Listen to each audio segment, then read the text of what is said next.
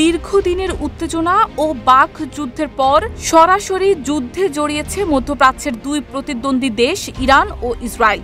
এরই মধ্যে এই সংঘাত পার করেছে 4 দিন। হামলা আর পাল্টা হামলায় মূলত ক্ষেপণাস্ত্র ও ড্রোন হামলার মাধ্যমে আক্রমণ চালাচ্ছে দেশ দুটি। ইসরায়েল দাবি করেছে গত শুক্রবার থেকে ইরান তাদের দিকে প্রায় 370টি ক্ষেপণাস্ত্র ছুড়েছে।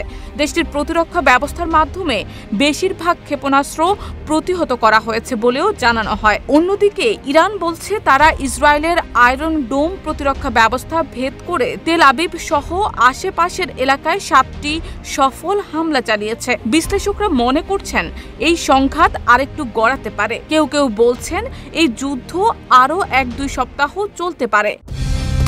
কালার এক্সপার্ট, জর্জ স্যাপ এবং মাইল্ড অন হ্যান্ডস টেকনোলজি সমৃদ্ধ অরিক্স ক্রিস্টাল ওয়াশ আপনার লন্ড্রি এক্সপার্ট।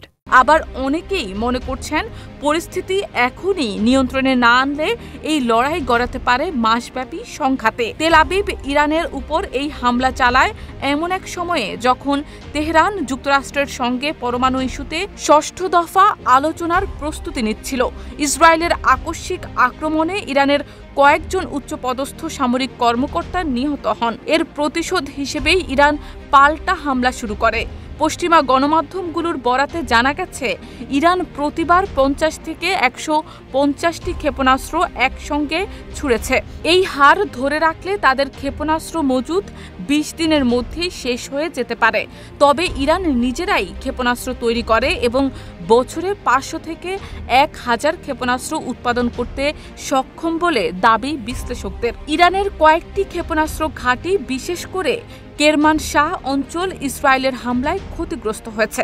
এর ফলে তাদের অনেক অস্ত্রের কার্যক্ষমতা নিয়ে প্রশ্ন উঠেছে বিশেষজ্ঞ মহলে। পাল্টা আক্রমণের অংশ হিসেবে ইরান 100টিরও বেশি ড্রোন পাঠালেও তার অধিকাংশই ধীর গতির এবং দূরত্বজনিত কারণে সেগুলো 7 ঘন্টার বেশি সময় নেয় লক্ষ্যবস্তুতে পৌঁছাতে। আর এর মাঝেই অধিকাংশ ড্রোন গুড়িয়ে দেয় ইসরায়েল। বিশ্লেষকরা মনে করছেন ইসরায়েলের গোয়েন্দা তথ্য এবং হামলা কৌশল অনেক বেশি নিখুঁত, ফলে ইরানের ক্ষয়ক্ষতির মাত্রাও বেশি। ইরান বড় অস্ত্র ভাণ্ডার গড়ে তুললেও তা দিয়ে প্রতিরক্ষা গড়তে পারছে না, বরং বারবার হামলার শিকার হয়ে দুর্বল হয়ে পড়ছে তারা।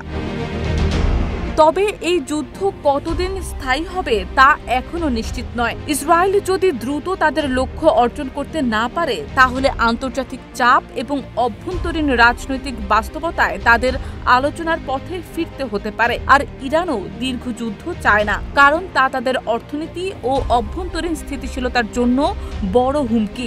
আর এসবের হাত ধরে হয়তো ইসরায়েল দীর্ঘ সময় ধরে আক্রমণ চালিয়ে যাবে, যতক্ষণ না ইরানে বড় কোনো রাজনৈতিক পরিবর্তন আসে। হতে পারে তা ইরানের রাজনৈতিক শাসনের পরিবর্তন। Text report, Dhaka post.